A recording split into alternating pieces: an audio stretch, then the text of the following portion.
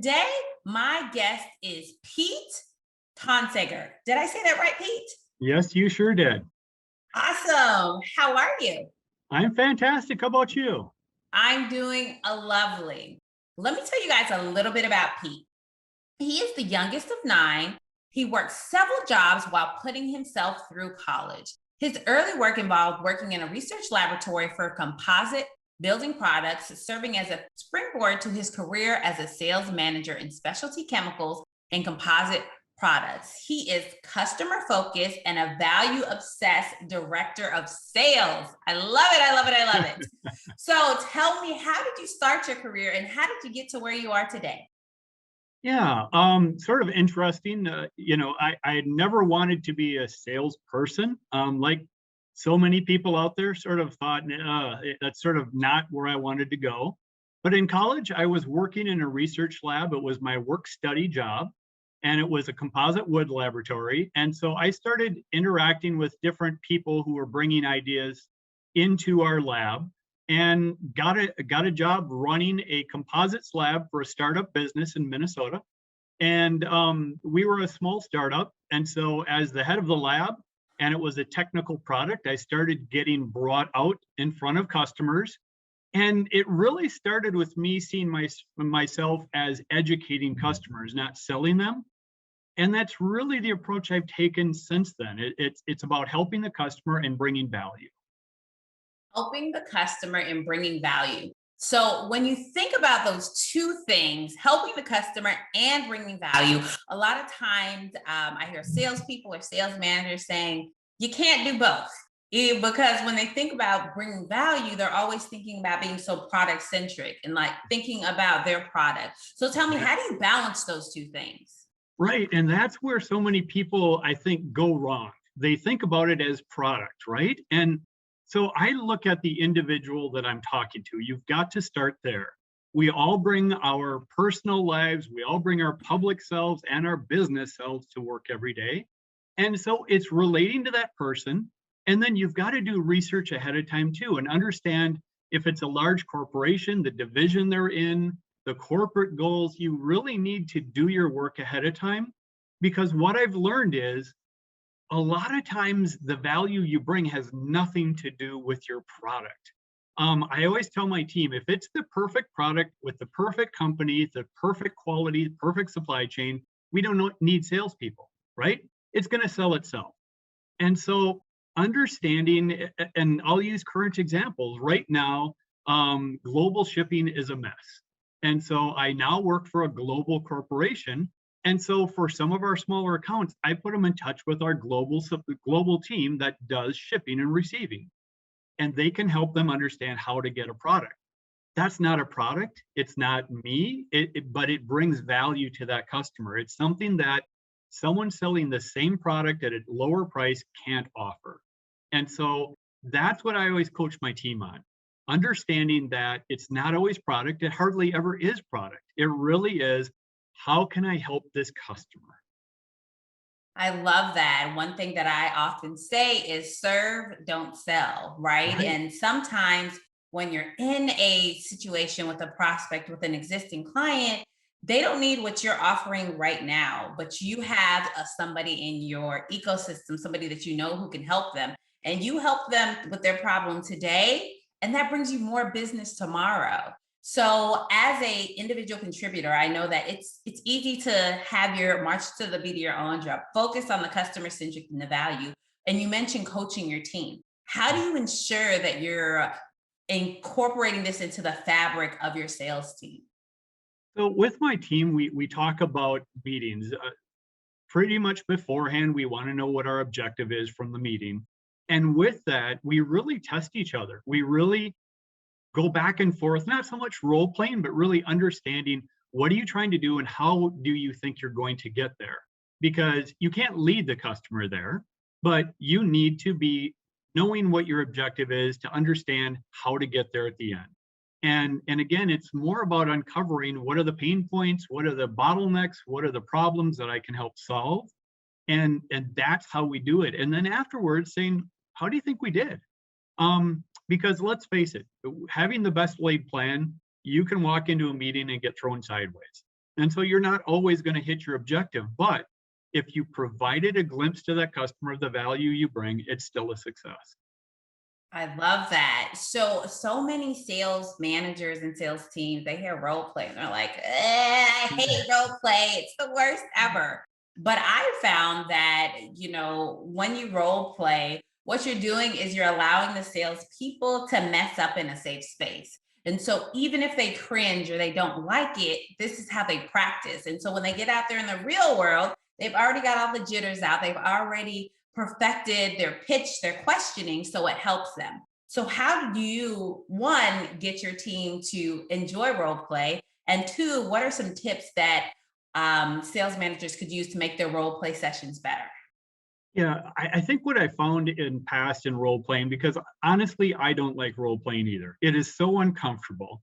And one of the reasons is I think a lot of times when trainers come in, they set up profiles and things that maybe have nothing to do with the customer. And I always bring it back to I start with the customer. And I say, what problems are they facing? So if it's procurement, they're going to have specific problems. If it's marketing, it'll be different set of problems. And then say, how do they create a win for themselves in the business?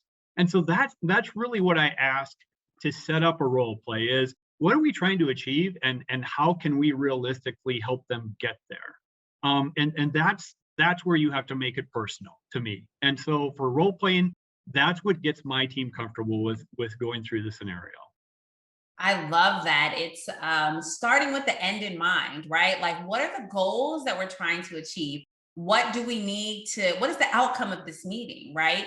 And one thing that I like is how people, when I'm working with them, coaching them, is whenever you do a ride along with your salespeople, you set the objective before the meeting. You are quiet in the meeting because it's not about you. Nobody cares about you. It's all about the salesperson. And then after the meeting, you have to debrief, right? You have to say, you did this right, you did that right. Okay, these were the goals that we set. Do you think that we achieved our goals? And again, when you're able to do that in a safe space, I think that's really what helps build the trust within the team. And when they get out there in the field, they perform better. Correct. Yeah, it's just immensely helpful. And I also try to remind my team that um, I've coached older folks that have been selling for a long time. And in the current industry I'm in, it's long-term accounts that you've been selling to for 40 years. And so what's relevant 40 years ago is still relevant today as far as some of the knowledge. But I always remind them, I said, any relationship you've ever had, whether you're married, whether you're not, even your relationship with your parents, right? Think about when you first started that relationship and what was important to you and them then, and what's important now. New couples starting out, it's finding a place to live together. What do we agree upon? All of that. And once you've been married 20 years, it's different. So you can't assume that what you knew about an account 20 years ago or 2 years ago is true today. So tell me about those salespeople that you have that are probably towards the end of their career and they've been doing the same thing for 10, 20, 30 years. For you as a sales manager, how do you ensure that you're giving the brand new people on the team the same type of support as those more seasoned salespeople? Yeah, and what I try to do there is um, praise and understand those workers that have been in the position a long time. They're doing a great job. They're the best coach. They're the best example for the newer members of the team. So get them to work together to understand each other and even to share accounts. I've done that. Some salespeople really hate it. I'll admit because they're very competitive and they want to win on their own. But if you make them understand that winning together, that's truly what a team is about. And what I also try to do is I try to stay away from my account, my this, my that. I always remind them we're stewards. They're the company's accounts. And so if I can get them to buy into that and believe in that, that's also a big asset to training. So you touched on something that is so big with sales teams. It's really like we're not competing against each other or competing against the external forces. And so really having within your sales team them working on accounts together and sharing knowledge and I won here, you can do this, you can do that. Give us some tips. Tell us how you were able to develop that culture within your team. So with the team, it really is celebrating individual victories and also acknowledging the challenges and sharing those as a group. Again, that safe space that you talk about. Um, Owing up to everyone has a bad day, right? And the other thing I've done is I get the team comfortable with the fact that we're not all the right cup of tea for each other. And so you are going to have accounts where you feel there's nothing there. We've got everything we can get, and so getting people comfortable with swapping out accounts, to bring it, and I'm sort of the intermediary to make sure you're not dumping your worst accounts on someone, but really getting people to understand, and it's been miraculous because accounts also respect that you respect them enough to say, all right, it didn't work out with this salesperson. This is another person, right? And this is why I selected them for you. This is what I expect to get out of it, because I want the accounts to understand too that they also play a role in this. If they're going to be prickly with every single account manager that gets in front of them, that's not an account that we want to spend a lot of time with. It's not rewarding for anyone. So I sort of also expect respect from the accounts for what we're trying to do. If we're truly bringing them value, they would understand that. I love that. I love that, because sometimes I find that sales managers or salespeople, they're like, oh, yeah, that person doesn't like me. So we're just not going to do business with them. Right. But you take a different stance that maybe that salesperson doesn't veg with their personality. So let me try somebody else. And if I try 3 or 4 people, then yeah, it's the customer, it's not my salespeople, right? So at Right. some point, it's not making excuses, it's really aligning the outside influence with the inside influence. Correct. So within this last year, we've been in, I call it a new normal. So we've transitioned to mainly virtual. We've done a lot of things differently. What were some of the challenges that you guys experienced and how did you overcome them? So the challenges, as you can imagine, we're not an inside sales team. We're an outside sales team here, and it's international. And so to overcome some of the cultural differences, other things, it just makes more sense to be face to face as much as possible. And not being able to do that was very challenging. We adapted very quickly to having Teams meetings or Zoom meetings. That wasn't an issue, but the body language, the rest of it was really a challenge. And so for the team, a big thing we did is, for large meetings, I'm okay if someone's not talking, not really primary to the meeting, camera can be off, not a big deal. But if you're speaking, and especially if you're a salesperson, your camera needs to be on. You need to be interacting in that way because that is the best thing we can do. And so that was one thing that we did. And like you said, we had to almost become therapists because when people were working from home, I found that there were more of their personal lives that interfered with work than when they're in their office. And so just understanding sometimes that you can see a little kid that's coming up and tugging on dad or mom's shirt and wanting some attention, saying, hey, do you need a 10-minute break or should we reschedule? People really respected that and understood that. So it was being aware of these different cues that we obviously, in a business setting, when you're in a conference room, you don't have to be aware of. So that was our challenges, and I think we tackled them very well. I love that because, one thing that I say is, would you get in a room with a customer or with your sales manager, your colleagues with a bag on your head? Right. Then why are we in a Zoom meeting and I'm just looking at a black box? And Right. I poke fun. I said, I can talk to your black box today. I get it. Maybe you just don't want to be on camera, but it's weird talking It to is. just a name. And Right. then I think that, humanizing because salespeople are people too, right? Right. Like I really like to say that because a lot of times salespeople get this stigma of being sleazy or self-centered, or like all of these things. But at the Right. end of the day, they're human, right? And so, Exactly. yes, they have families, they have animals, they have kids, they have spouses, they have things that are happening. And really, within this past year, there were so many things that were out of our control. So I'm curious, do you see what do you see, I guess, for the next 12 months or so for the business? Are the reps going to be back in the field? Are you going to do in-person conferences, virtual conferences? What are you going to be doing to incorporate the old and the new? So So for us, it's been pretty interesting. We deal with very small companies, but also very, very large corporations. And we've been trying to be polite and cognizant of where they're at. Some are coming back into the office on a part-time basis, but not allowing face-to-face meetings. Others are. And so we're getting in front of those that are ready to accept us. And honestly, with others, what we found is they want to meet as well. And so if their company is not allowing people into the building to meet, we're actually flying out and meeting in an outdoor coffee shop if that's acceptable, just having them check. But again, it's part of that value equation. Again, you have to value where they're at, what they're comfortable with, while still maintaining a great relationship. And so we're really doing a mixed bag of still doing some online, some face to face, some getting into a corporate boardroom and talking to folks, whatever is acceptable to them and they're comfortable with. I love that. Back in the olden days, as my kids call it, when I was Yeah. first in sales, I can remember one of the things that I would do when I got a new lead or prospect, I would ask them, how do you like to communicate? Phone, in person, email. Right. Sometimes people like email. And like I sold things 100% through email. This is way before the days of Skype or Zoom or selling that way. But like I corresponded 100% through email. They sent a purchase order. We never spoke on the phone. Sometimes they would want to see you face to face. Like they would not do business with you unless they're like, no, come meet me. And then you're like, okay, well, can I send you the quote or the proposal? Nope, nope, come meet me, right? And you do Right. what the customer wants.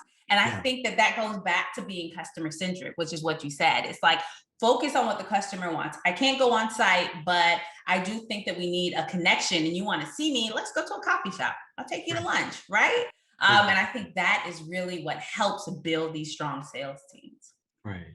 Yeah. So I would love for you to tell me, give me a success story. Tell me about a salesperson that you had that was an underdog, that was the comeback kid, that was like written off and you were able to redeem them, or a team or a project, something that you're really especially proud of. I've got quite a few folks that I just feel personality wise, professionally, they were at one point, and just getting them to a new point has been remarkable. And I had a person who was a new immigrant to the United States and really felt uncomfortable with their language skills, felt uncomfortable with the way they interacted. It just culturally was a different environment for them. And so I worked with that person and helped them to understand that bringing their culture out and sort of bringing it with them instead of being ashamed of it or trying to minimize it, was actually to their advantage, because it made the conversation more interesting. It made it more of a learning experience for both sides. And this person just had a heart like you wouldn't believe. And I remember after 2 years, I was at a trade show, and this was a female. She wasn't in the trade show booth, and one of her customers came in and said, "Is Lisa here?" And I have a dry sense of humor, so I made some sarcastic remark about, "Oh, Lisa, she showed up and now she's gone." And this customer got defensive on Lisa's behalf and defended her. And it was then I realized this is who she is. And to this customer, she wasn't a salesperson, she was a member of their team. And it just made me so proud of the steps that she had taken to really overcome, what she felt was something that set her back. And she was able to turn it around and really use it to her advantage, to be more human as a like you said, as a salesperson, right? Oh my goodness. I absolutely love that story. A lot of times in this technical field that we're in, we have a lot of people who English isn't their first language. And a lot of times they shy away from getting into sales because they're like, I have to talk to people and I don't feel like I can communicate clearly. But for you as a sales manager to say, hey, it's okay, your differences are accepted and respected, and I'm going to work with you and lean on the things that you're good at, that relationship building, that developing that rapport. And really, when you have a customer who is defending you to your boss, I mean, like, that is like the holy grail. So kudos to Lisa. I hope she listens to this wherever she is in life and really knows and understands how great of a salesperson she is to have her boss defending her. I mean, her customer defending her to her boss. Yeah. That is awesome. So, Pete, we have had an amazing conversation, and I know there are going to be people out there who want to get in contact with you. What is the one best way for them to reach out?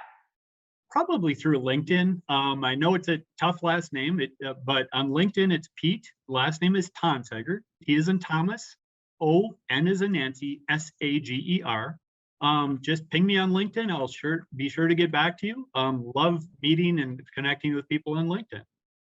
Awesome. Thank you so much for talking to us about building value and having a customer centric sales organization, and really how you take your sales leadership, your sales management to a whole different level by really coaching your team to their strengths and their weaknesses. Thank you so much, Pete.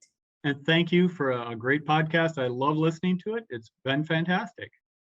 Awesome.